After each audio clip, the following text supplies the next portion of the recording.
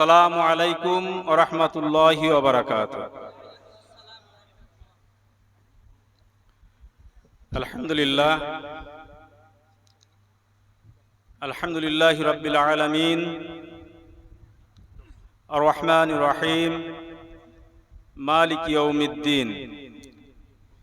ইয়া আইয়ুহাল্লাযীনা আমানুত্তাকুল্লাহ হাক্কা তুকাতিহি ওয়া লা তামুতুন্না ইল্লা ওয়া আনতুম মুসলিমুন। يا أيها الناس اتقوا ربكم الذي خلقكم من نفس واحدة وخلق منها زوجها وبث منهما رجالا كثيرا ونساء واتقوا الله الذي تساءلون به والأرحام إن الله كان عليكم رقيبا يا أيها الذين آمنوا اتقوا الله وقولوا قولا سديدا يصلح لكم أعمالكم ويغفر لكم ذنوبكم ومن يطع الله ورسوله فقد فاز فوزا عظيما فقد قال الله تعالى في كلامه المجيد ألف لام را كتاب أنزلناه إليك لتخرج الناس من الظلمات إلى النور।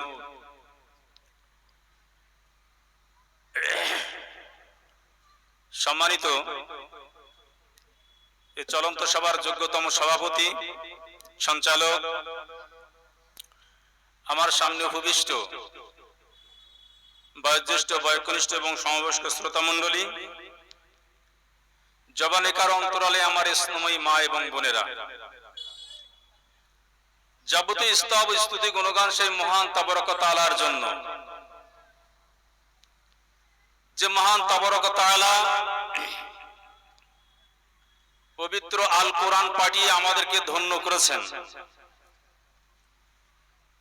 পবিত্র আল কোরআন নিয়ে যদি আমরা আলোচনা করি, সুদীর্ঘ সময় ধরে আলোচনা করা সম্ভব।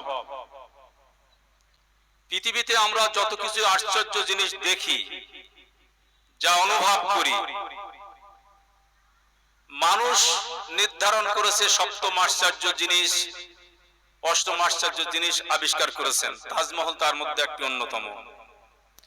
কিন্তু পৃথিবীর সবচাইতে যেটা আশ্চর্যজনক পৃথিবীর মধ্যে, সেটা হলো পবিত্র আল কোরআন।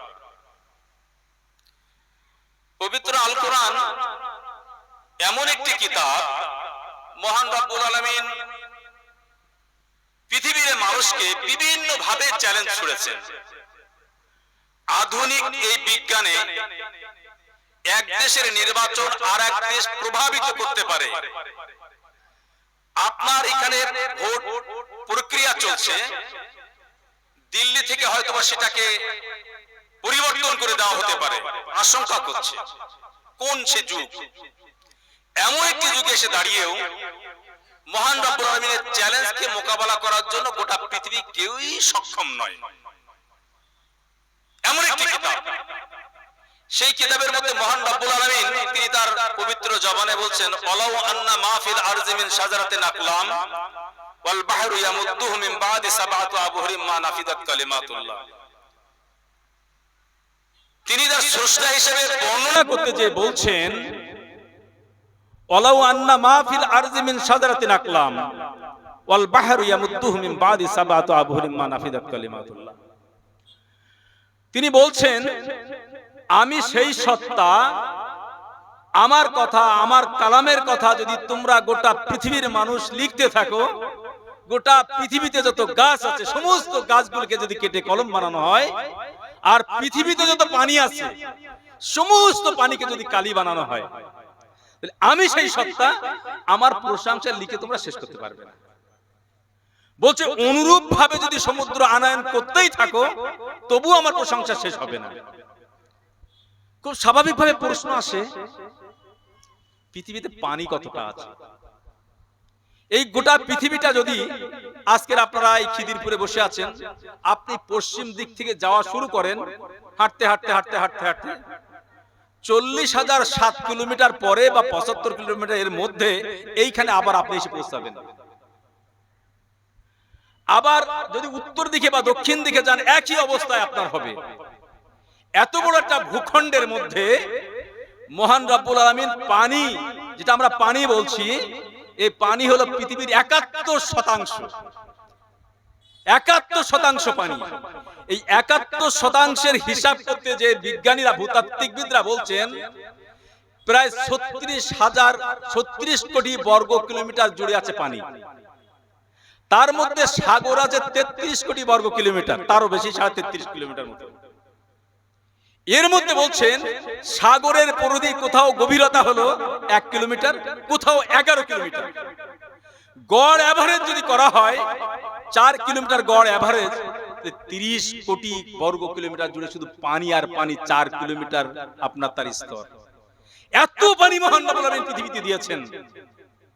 এই পানিকে নিঃশেষ হয়ে যাবে, সব নিঃশেষ হয়ে যাবে, কিন্তু মহান রব্বুল আলামিনের প্রশংসা করা শেষ করা যাবে না। সব ছেড়ে দিলাম, একটু আমরা আমাদের জ্ঞানকে একটু দেখি, আমরা যাচাই করে নিই। এই পৃথিবীতে এই মুহূর্তে ধরেন আপনার এখানে যত মানুষ বসে আছেন, যদি আপনাদেরকে বলা হয় এই পৃথিবীতে এখন 800 কোটির অধিক মানুষ, আপনার মতো একটা মানুষ কে কে খুঁজে আনতে পারবেন এই পৃথিবী থেকে? কে কে পারবেন? পৃথিবীর কারো সম্ভব? পৃথিবীর কোনো মানুষের পক্ষে সম্ভব নয়। চেহারাতে নয়, চিন্তাতে নয়, মেধাতে নয়, কণ্ঠতে নয়। এভাবে যদি আমরা বিচার বিশ্লেষণ করি, তাহলে দেখতে দেখতে দেখবো আমরা যে বৃদ্ধাঙ্গুলির ছাপটা দিই বিভিন্ন ক্ষেত্রে, এই পৃথিবীতে এই 800 কোটি মানুষের কারোর সাথে কোনো মানুষের টিপের মিল নাই, বৃদ্ধাঙ্গুলের ছাপের মিল নাই, রেটিনার সাথে মিল নাই, আপনার চুলের সাথে মিল নাই, উপাদানের সাথে মিল নাই। এক বৈচিত্র্যময় সৃষ্টি মহান রব্বুল আলামিনের, যে মহান রব্বুল আলামিনের প্রকৃত অর্থে তার প্রশংসা শেষ করা যায়নি, যাচ্ছে না এবং যাবে না।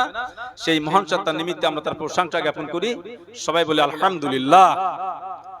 অতঃপর গোটা পৃথিবীতে এক নাজুক মুহূর্ত, এতটা নাজুক মুহূর্ত, আপনি বলেন, আপনাদের কাছে আমি জিজ্ঞাসা করছি, শান্তি পৃথিবীতে আছে বলে মনে হয়? আমার কথা বুঝতে পারছেন না? পাচ্ছেন না? শান্তি পৃথিবীতে আছে বলে মনে হয়? যদি আপনি রাষ্ট্রে রাষ্ট্রে দেখেন শান্তি নেই, যদি আপনি রাজ্যে রাজ্যে দেখেন শান্তি নেই, যদি দলে দলে দেখেন শান্তি নেই।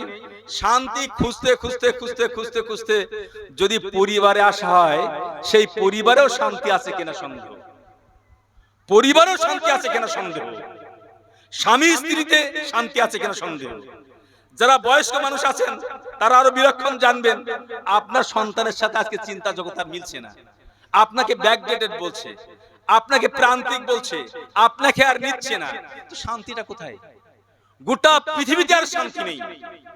অথচ বিশ্ববিখ্যাত একজন ব্যক্তি জর্জ বার্নার্স তিনি মন্তব্য করছেন, গোটা পৃথিবীটা যদি একটি দেশ হয়, জাতিসংঘের হিসাবে 197টি দেশ, বেসরকারি হিসাবে 235টি দেশ, তিনি বলছেন গোটা পৃথিবীটা যদি একটি দেশ হয়, আর পৃথিবীতে যদি শান্তি আনয়ন করতে হয়, গোটা পৃথিবীতে একজন শাসক নির্ধারণ করতে হয়, যদি সেই শাসক হিসাবে নবী মুহাম্মদ রাসূলুল্লাহ সাল্লাল্লাহু আলাইহি সাল্লামকে করা হয়, তাহলে পৃথিবীতে আবার শান্তি ফিরে আসবে। বুঝতে পারছেন কি কথা বলছেন? শুধু তিনি নন, এমনি ভাবে যদি বিচার বিশ্লেষণ করি, শুধু মুসলমানরা প্রশংসা করছে তাই নয়। একটি বই লেখা হয়েছে দি 100 নাম করে, অমুসলিম লিখেছেন, খ্রিস্টানরা লিখেছেন, মাইকেল এইচ হার্ট তার নাম।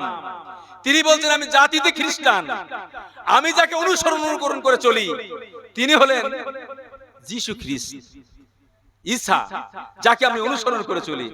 কিন্তু বলছেন আমার কালির অপমানিত হবে এই ভেবে, আর সত্যের অপলাভ হবে এই ভেবে, আমি যাকে সর্বপ্রথম স্থান দিয়েছি তিনি হলেন মানবতার মুক্তি সূর্য, বিশ্ব মানবতার মুক্তিদূত বিশ্বনবী জনাবে মুহাম্মদ রাসূলুল্লাহ সাল্লাল্লাহু আলাইহি সাল্লাম, যার উপরে অগ্নিধারা দরুদ ও সালাম বিবর্ষিত। আমরা সমস্যারে বলি আল্লাহুম্মা আমিন, আল্লাহুম্মা সাল্লি আলাইহি ওয়া বারিক আলাইহি। সম্মানিত উপস্থিতি, সময় অতি সংক্ষিপ্ত, সংক্ষিপ্ত পরিসরে গুটিগত কথা, মাত্র আধা ঘন্টা সময়, ইতিমধ্যে 10 মিনিট প্রায় অতিক্রান্ত। স্বল্প সময়ে কিছু কথা, স্বল্প সময়ের যে কথাগুলো বলতে চাই আপনাদের কাছে, সেটা হলো এই, আমরা এখানে যারা বসে আছি তাদের পরিচয়গত দিক থেকে আমরা আহলে হাদিস, সব ঠিক বলছি না ভুল বলছি? হ্যাঁ, ঠিক আমরা পরিচয়গত দিক থেকে আহলে হাদিস, অর্থাৎ এই কথার অর্থটা কি হলো আমি মাথায় রাখবেন, আমি আল্লাহি আল্লাহর কসম করে বলছি, আমার চিন্তাতে খুব বেশি আসে না যে আমার জনগণ সন্তুষ্টি করতে হবে, এটা আমার মাথায় খুব বেশি আসে না। আমি জানি না কেন, কারণ হলো এই কোরআন মানুষকে এসেছে বৈপ্লবিক পরিবর্তন করার জন্য। কোরআন মানুষের কাছে মহান রব্বুল আলামিন পাঠিয়েছেন, তিনি তার উদ্দেশ্য সম্পর্কে একেবারে স্পষ্ট করেছেন যে কোরআন আমি কেন পাঠিয়েছি, কোরআন পাঠানোর আমার উদ্দেশ্যটা কি। যদি বিশ্লেষণ করা হয় তাহলে দেখব যে পবিত্র আল কোরআন সাহাবীদের কাছে আজকের দিনে যেমন আমরা গোটা কোরআনটা একটি কিতাব আকারে পেয়েছি, সাহাবীরা কিন্তু পাননি।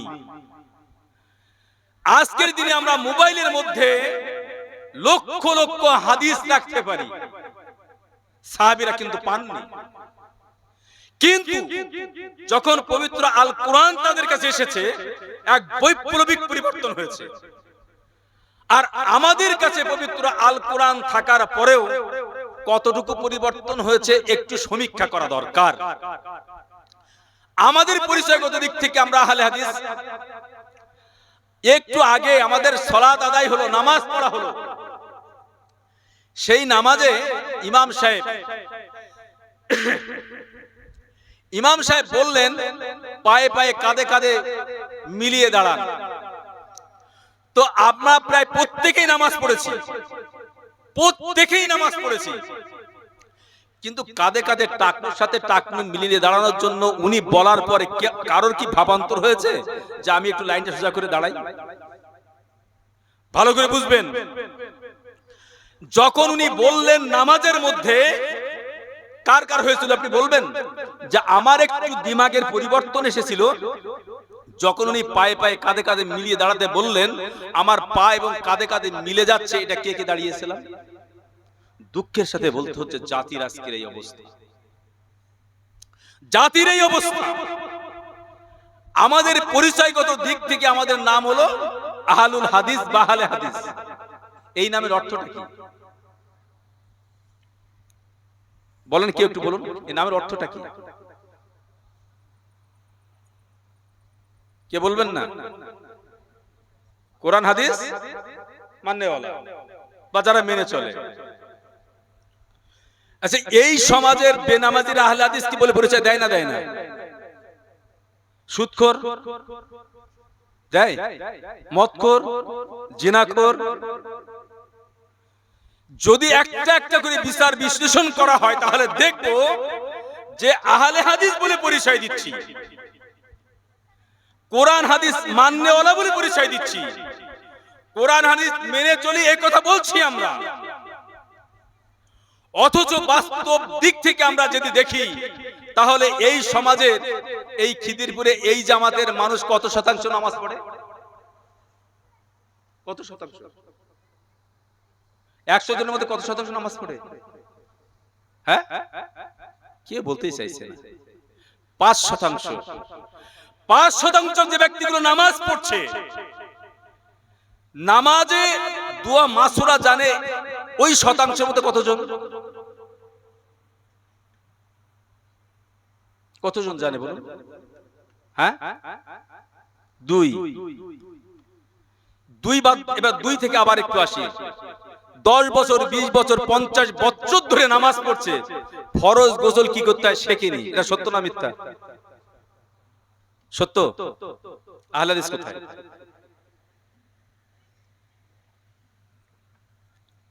আহলে হাদিস কোথায়? আমার কথা বুঝতে পাচ্ছেন না? পাচ্ছেন না? আমার কথা আপনাদেরকে বোঝাতে পাচ্ছি না? পাচ্ছি না? আহলে হাদিস কোথায়?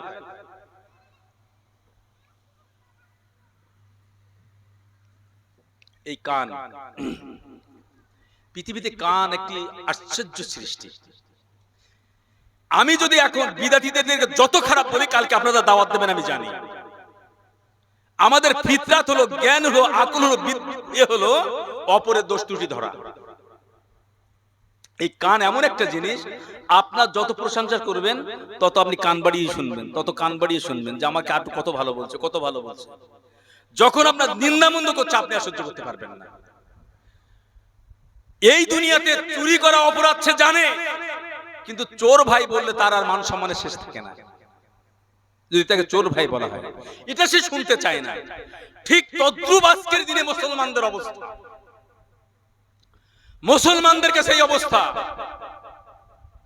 মহান রব্বুল আলামিন পবিত্র আল কোরআন পাঠিয়ে আমাদেরকে বলছেন, আলিফ লাম রা কিতাবুন আনজালনাহু ইলাইকা লিতুখরিজান নাসা মিনাজ যুলুমাতি ইলান নূর। আচ্ছা, কোরআন যা দাবি করেছে সেই কথা কি মহান রব্বুল আলামিন আমাদেরকে বলেছেন? কোরআন যা বলেছে সত্য না মিথ্যা? আচ্ছা, সত্য হয়, সত্যর নমুনা একটা দিয়ে বলি আপনাদেরকে। আল্লাহ বলছে, ইন্না নাহনু নাযালনা যিকরা ওয়া ইন্না লাহু লাহাফিজুন। কোরআন আমি নাযিল করেছি, সংরক্ষণের দায়িত্ব আমার। আল্লাহ বলেছেন তো। কোরআন সংরক্ষণে যদি আমি বিচার বিশ্লেষণ করি, এই পৃথিবীতে 800 কোটি মানুষের মধ্যে প্রায় 7 কোটি হাফেজ, 7 কোটির মতো হাফেজ। এই পৃথিবীতে আপনি কোরআন পড়ুন আর না পড়ুন, মুসলমান কোরআন পড়ুক আর না পড়ুক, সে কোরআন দেখুক আর না দেখুক, মহান রব্বুল আলামিন বলছে, মুসলমান তোমার চক্ষুষ্মান জ্ঞান দিয়েছি, বিবেক দিয়েছি, বুদ্ধি দিয়েছি, চেতনা দিয়েছি, তোমরা কোরআন দেখো আর না দেখো, আমি অন্ধদেরকে দিয়ে কোরআন হেফজ করাবো। হচ্ছে না? হচ্ছে না? পৃথিবীতে কোরআন হেফজ অন্ধর হাফেজ আছে না নেই? আপনার মতো আমার মতো চক্ষুষ্মানের আল্লাহর প্রয়োজন নেই কোরআনকে সংরক্ষণ করার জন্য। আল্লাহ চাইলে কিভাবে সংরক্ষণ করবেন এটা আল্লাহ জানেন। অন্ধকে দিয়ে আল্লাহ কোরআন কি করছেন? হেফাজত করছেন। এই পৃথিবীতে চোখে দেখিনি, কানে শুনিনি, অন্ধ আছে পৃথিবীতে অজস্র, একটি দুটি নয়, যারা তাদের ভাষা বোঝে না, ব্রেইল পদ্ধতিতে হাতের ইশারায় শব্দ দেখে দেখে দেখে দেখে তারা পড়ে। তারাও হাফেজ আছে না নেই? আল্লাহ দায়িত্ব নিয়েছেন, মহান রব্বুল আলামিন দায়িত্ব নিয়েছেন যে আমি কোরআন সংরক্ষণ করব। আচ্ছা, আপনি বলুন তো, 600 পৃষ্ঠার অধিক একটা বই, কিতাব, যে তার মাতৃভাষা বোঝে না, 2.5 বছর 3 বছরের বালকরা হাফেজ হয় না? হয় না?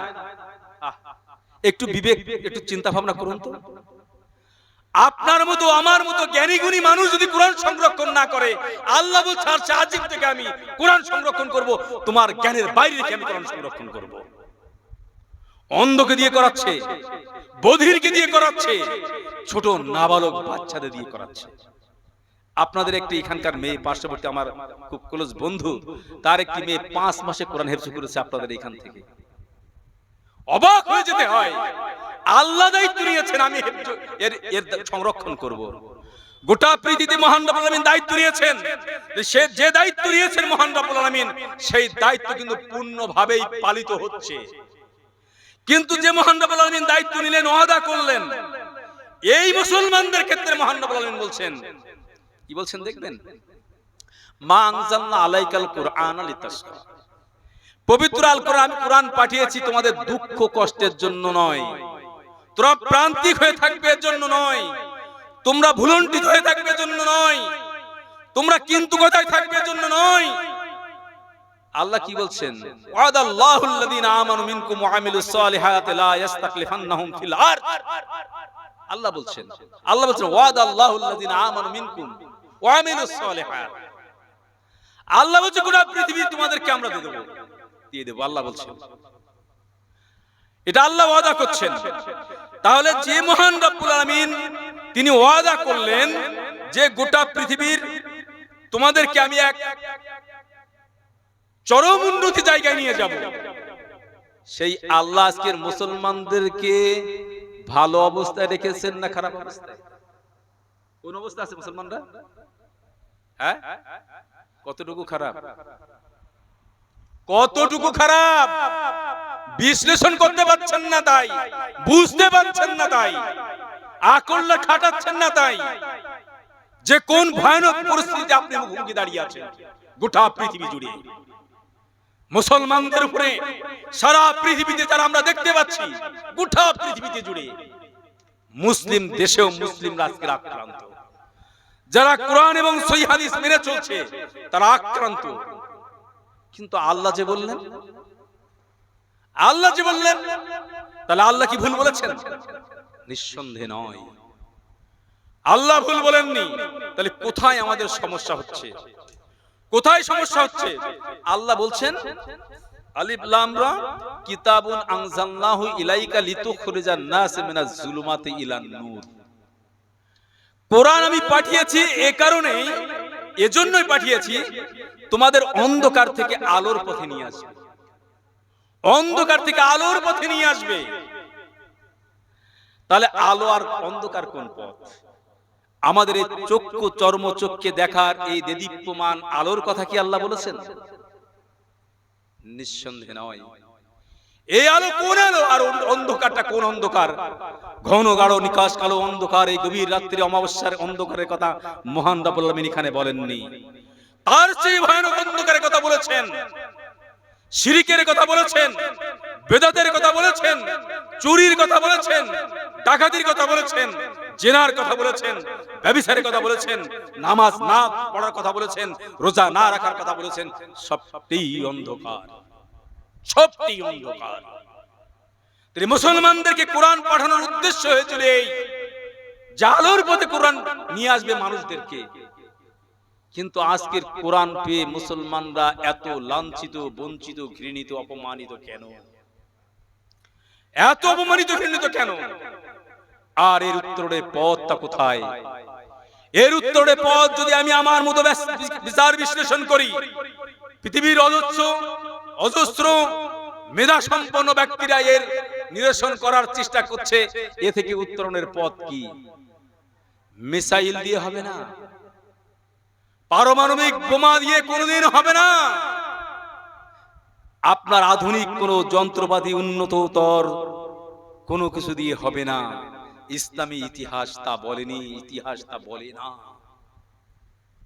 তাহলে কি করতে হবে? আমাদের শক্তি সঞ্চয় করতে হবে কোথা থেকে? কোথায় আমাদের সে হারানো ঈদ গৌরব আমরা আবার ফিরে পাবো? মহান রব্বুল আলামিন আমাদের সবকিছুই খুলে খুলে পবিত্র আল কোরআনে সবকিছুই তিনি বর্ণনা করেছেন। কোথায় গেলে এর পরিত্রাণ? আজকের আমরা মুসলমান হিসেবে বাঁচতে চাই। আমাদের কাছে আমরা যদি দেখি, আমরা যদি শুনি যে কোথাও একটি কোরআনে আয়াত পুড়িয়ে দেওয়া হয়েছে বা কোনো কিছু হয়েছে, এটা আমাদের কলিজায় সহ্য হয় না, আমরা এটাকে মেনে নিতে পারি না। কিন্তু এই কোরআনকে সবচেয়ে অপমান করছেন আপনি, কোরআনকে সবচেয়ে অপমান করছেন আপনি। একজন অমুসলিম যতটুকু অপমান না করে, তার চেয়ে শতভাগ অপমান করে মুসলমানেরা। কোরআন আপনার বাড়িতে এজন্য পাঠানো হয়নি যে আপনি তাকে তুলে জুজদান দিয়ে সাজিয়ে সুন্দর করে রেখে দেবেন। এজন্য কোরআন পাঠানো হয়নি। কোরআন পাঠানো হয়েছে মানুষের মুক্তির জন্য, মানুষের সঠিক পথের দিশা দেখানোর জন্য, মানুষকে সঠিক পথটা বলে দেওয়ার জন্য। মানুষের পথ নির্ধারণ করতে পারে না, মানুষের গন্তব্যস্থল নির্ধারণ করতে পারে না। তাই তো মহান রব্বুল আলামিন পবিত্র আল কোরআন দিয়ে আমাদেরকে পথ নির্ধারণ করে দিয়েছেন। বিশ্ববিখ্যাত একজন বিজ্ঞানী ডক্টর এলিস সিলভার গোটা পৃথিবীতে আলোড়ন সৃষ্টিকারী একটি তত্ত্ব উপস্থাপন করেছেন। সেই তথ্যটা হলো এই, তিনি বলেছেন আধুনিক এই বিজ্ঞানের যুগে বিজ্ঞানীরা খুব চিন্তিত আছেন একটি বিষয়কে কেন্দ্র করে। সেটা হলো এই ভিন গ্রহের জীব, যাদেরকে বলা হচ্ছে এলিয়েন, এই পৃথিবীকে দখল করে নেবে। আমরা যেমন একটি দেশ আরেকটি দেশকে দখল করি, বিজ্ঞানের ছাত্ররা বলতে পারবে, যারা আধুনিক জ্ঞান সম্পন্ন তারা জানেন যে এলিয়েন নিয়ে কত লেখালেখি হচ্ছে, ভিন গ্রহ থেকে এসে আমাদের এই গ্রহটাকে দখল করে নেবে, তারা অনেক শক্তিশালী, এগুলো আজকে বলা হচ্ছে। এই বিষয়ে বলতে গেলে অনেক সময় চলে যাবে। তিনি বলছেন ভয়ের কোনো কারণ নেই, চিন্তার কোনো কারণ নেই, পৃথিবীতে আর এলিয়েন আসবে না, এলিয়েন আর পৃথিবীতে আসবে না। তিনি ব্যাখ্যা করে বলছেন এই পৃথিবীতে সবচেয়ে বড় এলিয়েন হলো মানুষ, মানুষই হলো এলিয়েন। এর ব্যাখ্যা করতে গেলে অনেক সময় চলে যাবে। তিনি অনেক তথ্য সামনে এনেছেন যে কি কি কারণে তিনি এই কথাগুলো বলেছেন, কোন কারণে জন্য এই কথাগুলো বলেছেন। তিনি অনেকগুলো কারণ দেখিয়েছেন। তার মধ্যে অন্যতম একটি হলো মানুষ প্রকৃত অর্থে সুখী হয় না। পৃথিবীতে তিনি দেখিয়েছেন সমস্ত জীব জন্তু কীট পতঙ্গ তরুলতা যা কিছু আছে এই পৃথিবীকে মেনে নিয়েছেন। একমাত্র মানতে পারেনি যারা, তারা হলো মানুষ। শীতের দিনে গরম কাঁথা চাই, লেপ চাই, আবার গরমের দিনে আমার এসি চাই। মানুষ এই আবহাওয়াটাকে মেনে নিতে পারেনি, পৃথিবীর আর সব প্রাণী মেনে নিতে পেরেছে। এমনি ভাবে একটা একটা করে ব্যাখ্যা করতে গিয়ে তিনি বলেছেন, আমরা যে বিপাক ক্রিয়া, আমরা যে খাদ্য খাই, আমরা হজম করতে পারি না। সরাসরি খাদ্য খেয়ে একমাত্র পৃথিবীর মানুষ আবার রান্না করে খেতে হয়। অন্য প্রাণীরা তারা কিন্তু রান্না করে খায় না, অন্য প্রাণীদের রোগ কম। এমনি ভাবে অনেক ব্যাখ্যা করেছেন। সুখী মানুষ নয়, এমনি ভাবে ব্যাখ্যা করেছেন। অনেক তত্ত্ব সেদিকে আমি যেতে পারবো না, সময় অত্যন্ত কম, একেবারেই কাছাকাছি। তিনি বলছেন তো এই বিশ্লেষণ করলে বোঝা যায় প্রকৃত অর্থে মানুষ সত্যিকার অর্থে এই পৃথিবীর জীব নয়। আশ্চর্য লাগতে পারে, পৃথিবীর মানুষ জীব নয়, প্রকৃত সত্যে পৃথিবীর মানুষ জীব নয়। মানুষের সৃষ্টি করা হয়েছিল জান্নাতে। মানুষের কাঙ্ক্ষিত লক্ষ্যস্থান হলো জান্নাত। মানুষ যেমন এই পৃথিবীতে পথ হারিয়ে না যায়, বাসের কন্ট্রাক্টরকে রেখে দিয়েছেন মালিক। আপনি বাসে ওঠার পরও সেই কন্ট্রাক্টর আপনার ধাক্কা দিয়ে বলে আপনার গন্তব্যস্থলের সামনে আপনি আসুন, সামনে চলে আসুন। বাস, ট্রেন, ট্রেন সবেতেই যদি আপনি দেখেন সুনিপুণ ভাবে সরকার থেকে নিয়ে প্রত্যেকটা ব্যক্তি থেকে নিয়ে পথে যদি চলেন, তাহলে দেখবেন আপনার প্রত্যেকটা দিক নির্দেশনা করে দেওয়া আছে। এটা বহরমপুর, এটা মুর্শিদাবাদ, এটা কলকাতা, এটা কৃষ্ণনগর, কোন দিকে পথ সব দেখিয়ে দিয়েছেন। হ্যাঁ রে মানুষ, তুমি তোমার পথ হারিয়ে না যাওয়ার জন্য পথ নির্ধারণ করে নিলে, কিন্তু বিশ্ব নবী মহান রব্বুল আলামিন মানুষ সৃষ্টি করলেন, সে তিনি পথ দেখাননি। অবশ্যই তিনি পথ দেখিয়েছেন। এখানে মহান রব্বুল আলামিন বললেন ওয়ালাল্লাহু কাসদুস সাবিল ওয়া মিনহা জাইন। মহান রব্বুল আলামিন বলছেন যে সঠিক পথটা দেখিয়ে দেওয়ার দায়িত্ব আমার। যে পথটা তিনি দেখিয়ে দিয়েছিলেন সিরাতাল মুস্তাকিমের পথ, এই পথ বেয়ে যদি আমরা চলি তাহলেই হবে আমাদের শান্তির পথ, তাহলেই আমাদের সঠিক গন্তব্যের পথ, আমাদের জান্নাতের পথ। এর পথ বাদ রেখে যত কোরআন এবং হাদিস নিষেধ করেছেন সেই পথগুলো হলো বক্র পথ, সেটা জান্নাতের পথ নয়। আর আমরা চলেছি জান্নাতের বিপক্ষীয় পথে, বিপক্ষের পথে। আমরা সঠিকভাবে জান্নাতের পথে যেতে চাইছি না। সুতরাং আমি পরিশেষে এই কথা বলবো যে পবিত্র আল কোরআন আমাদের কাছে আসার পরে যদি আমরা বিশ্লেষণ করে দেখি, সঠিক পথটা আমাদেরকে মহান রব্বুল আলামিন বলে দিয়েছেন। আর আমরা সঠিক পথে না চলার কারণেই আজকের আমাদের দুর্দিনের শেষ নেই। আল্লাহ পবিত্র আল কোরআনে একেবারে স্পষ্ট করে দিয়েছেন কি কি কারণে আমাদের এই অধঃপতন। আল্লাহ বলছেন আফাত উমিনুনা বিবাযিল কিতাবি ওয়া তাকফুরুনা বিবায ফামা জাযাউ মান ইয়াফআল যালিকা ইল্লা খিযুন ফিল হায়াতিদ দুনিয়া। আল্লাহ বিস্তারিত ব্যাখ্যা করেছেন মানুষের এর কারণের এই ব্যাখ্যা। তিনি বললেন, একথা বললেন যে পৃথিবীর মানুষ মুসলমানদের তোমাদের দৈন্যদশা খারাপ অবস্থার কারণ হলো এই, তোমরা কোরআনের কিছু অংশ মানো আর কিছু অংশ ছেড়ে দাও। আজকে সবচেয়ে বড় পরিচিতি আহলে হাদিসদের, আর আহলে হাদিসদের যদি দুর্দশা আলোচনা করি তাহলে দেখবো এত প্রান্তিক হয়ে গেছে কল্পনারও বাইরে। তাহলে কোরআন হাদিস কারা সঠিক করে মানছে? আমরা যদি নিজেদের খেয়াল কিছু মতো কোরআন কিছু মানি আর কিছু ছেড়ে দিই, তাহলে আমাদের অধঃপতন অনিবার্য, কোনো পথ পন্থা নেই। সুতরাং আপনাদের কাছে আমি আর কালক্ষেপণ করতে চাই না। আপনাদের কাছে এই সময় এসে দাঁড়িয়ে আপনাদের কাছে এই অনুরোধ রাখতে চাই, আমাদের দৈন্যদশা, আমাদের প্রান্তিকতা, আমাদের সবকিছুতেই যে খারাপ অবস্থা, এর মৌলিক কারণ কোরআন হাদিস ছেড়ে দেওয়া এবং কিছু মানা এবং কিছু না মানা।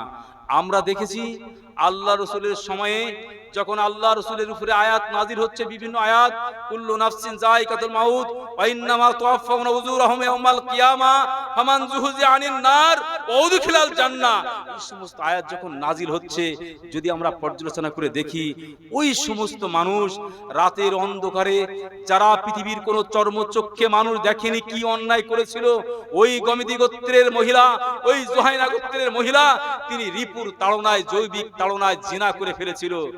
জিনা করার আয়াত নাজিল হলো এই, তুমি যদি জিনা করো তাহলে তোমাকে রজম করা হবে। রজমটা কি? বুক পর্যন্ত মাটিতে গেড়ে পাথর মেরে মেরে হত্যা করা হবে বিবাহিত পুরুষ আর বিবাহিত নারী যদি জিনা করে। এই আয়াত নাজিল হওয়ার পরেও দেখুন সে কোরআন কোন যুগের পরিবর্তন করে দিল। পৃথিবীর ইতিহাসে বিরল। চোর ধরতে যেতে হয়নি, ডাকাতি ধরতে যেতে হয়নি, জিনাখোর ধরতে যেতে হয়নি, মাতাল ধরতে যেতে হয়নি। গোটা পৃথিবী আজকে আমরা দেখি একটি দেশ সুরক্ষিত রাখার জন্য কোটি কোটি কোটি কোটি টাকা ব্যয় হয়। আল্লাহ রাসূল একটি সমাজ প্রতিষ্ঠা করেছিলেন, একটি দেশ প্রতিষ্ঠা করেছিলেন, সেইখানে একটি টাকাও প্রতিরক্ষা খাতে খরচ হয়নি। জোহাইনা গোত্রের বা গমিদি গোত্রের মহিলা আল্লাহর কাছে যে বলছে আমি জিনা করেছি, আমাকে রজম করুন, আমি জিনা করেছি, আমাকে রজম করুন। আল্লাহ রাসূল বারে বারে ফেরত দিচ্ছেন, বারে বারে ফেরত দিচ্ছেন, বারে বারে ফেরত দিচ্ছেন। তখন আবার তিনি বললেন তিনি আপনি কি মাইজবিন মালিকের মতো আমাকে ফেরত দিতে চাইছেন? তার ঘটনা অত্যন্ত প্যাথেটিক। একই অবস্থায় আল্লাহ রাসূলকে শেষে বলছেন আপনি বিশ্বাস করছেন না, দেখেন আমার গর্ভের সন্তান, আপনি বিশ্বাস করছেন না, আমার গর্ভের সন্তান, আমি জিনা করেছিলাম তার জন্য আমার গর্ভের সন্তান, আমাকে রজম করুন, আমাকে পরিত্রাণ দিন।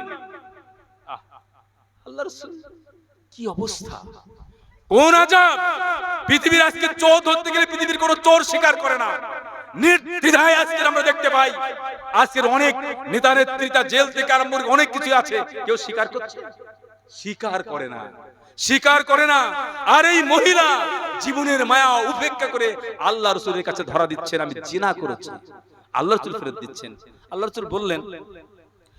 রাসূল বললেন যে দেখো তোমার গর্ভের সন্তান, তুমি অপরাধ করতে পারো, তোমার ওই গর্ভের সন্তানটা তো অপরাধ করেনি, তুমি যাও, ফেরত যাও।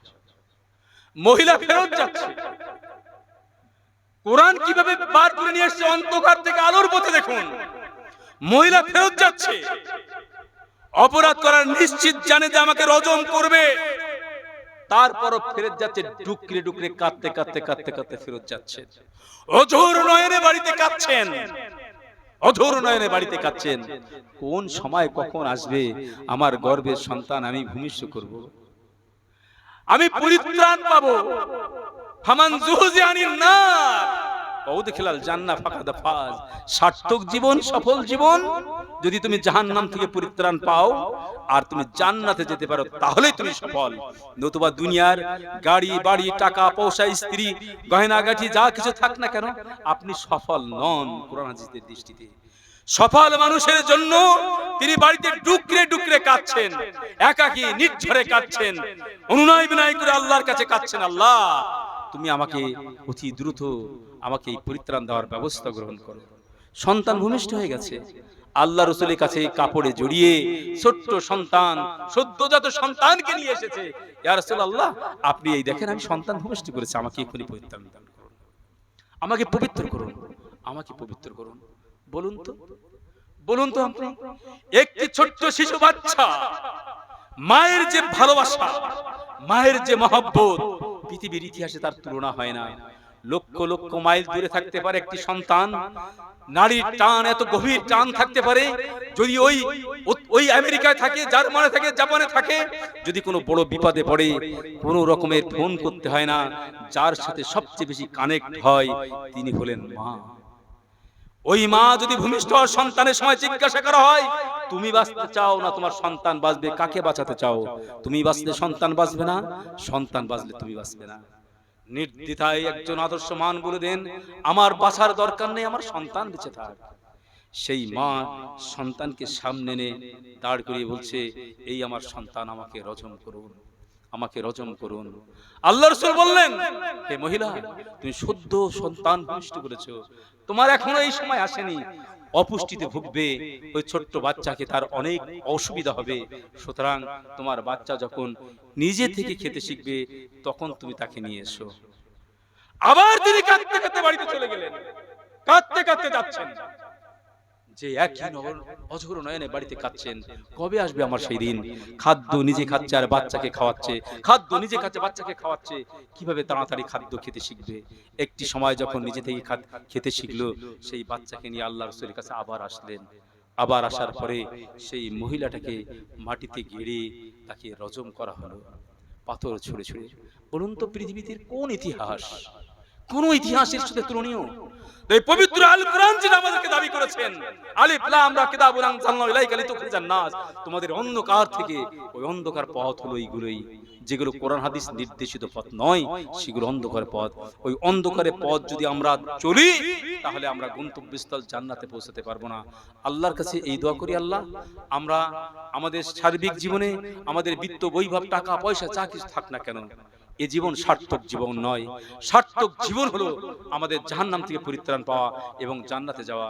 তাই তোমার কাছে ফরিয়াদ করি আল্লাহ, আজকে যারা এখানে বসে আছেন তাদের জন্য, যারা শুনছেন দূর দূরান্ত থেকে শুনছেন, সবার জন্য এই দোয়া করি আল্লাহ, তুমি আমাদেরকে পবিত্র আল কোরআন সঠিকভাবে বুঝে এবং সেই মোতাবেক আমল করে ইহলৌকিক জীবন এবং পারলৌকিক জীবন যদি আমরা জন্য সুখময় করতে পারি, আল্লাহ তুমি আমাদেরকে সেই তৌফিক দান করো। আমিন। ওয়া আখিরি দাওয়ানা আনিল হামদুলিল্লাহি রাব্বিল আলামিন। আসসালামু আলাইকুম ওয়া রাহমাতুল্লাহি ওয়া বারাকাতুহু।